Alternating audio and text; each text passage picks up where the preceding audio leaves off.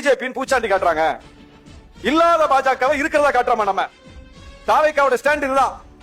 இல்லாத பாஜகவா?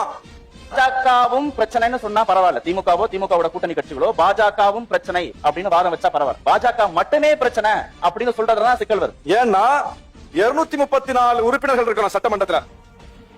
அதிமுக உறுப்பினர் எதிர்த்து உட்கார்ந்திருக்காரு என் நண்பர் செந்தில்குமார், அவரு சட்டமன்ற உறுப்பினர். திமுக உறுப்பினர் இருக்கிறாரு, இவரு சட்டமன்ற உறுப்பினர், நானும் சட்டமன்ற உறுப்பினர். 234 பேர் இருக்கோம். நீட்டு விலக்கு வேணும்னு தமிழ்நாடு சட்டமன்றத்தில் ஒரு மசோதாவை கொண்டு வர்றோம். 230 பேர் மசோதாவை ஆதரிக்கிறோம்.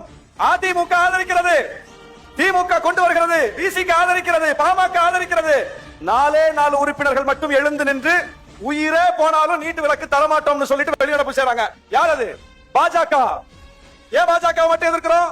பாஜக மட்டும் தான் தமிழ்நாட்டுக்கு எதிராக எல்லாவற்றையும் செய்கிறது. அப்ப பாஜக மட்டும் தான் எதிர்ப்போம். பாஜகவோடு யார் சேர்றாங்களோ அவங்களையும் எதிர்ப்போம். அறிஞர் அண்ணா, அவர் பேர்ல தான் அண்ணா திமுக இருக்கு. அது பிரிவினை அல்ல, அது உரிமை முழக்கம்.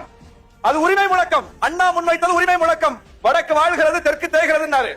அது வடக்கின் மீதான பொறாமையில் அல்ல, தெற்கின் மீதான நம்பிக்கையில், தெற்கின் மீதான எதிர்பார்ப்பில், தெற்கை வாழ வைக்க வேண்டும், தெற்கு தேய்ந்து வருகிறது என்கிற அந்த எதிர்பார்ப்புல பேசினாரு. அது பிரிவினை கிடையாது. மொழியை பத்தி சொன்னாரு. எங்கள் மொழிக்கும் உரிமை கொடுங்கள், சமமாக நடத்துங்கள் சொல்றது பிரிவினைவாதமா? 22 மொழிகள் அரசமைப்பு சட்டத்தில் இருக்கு.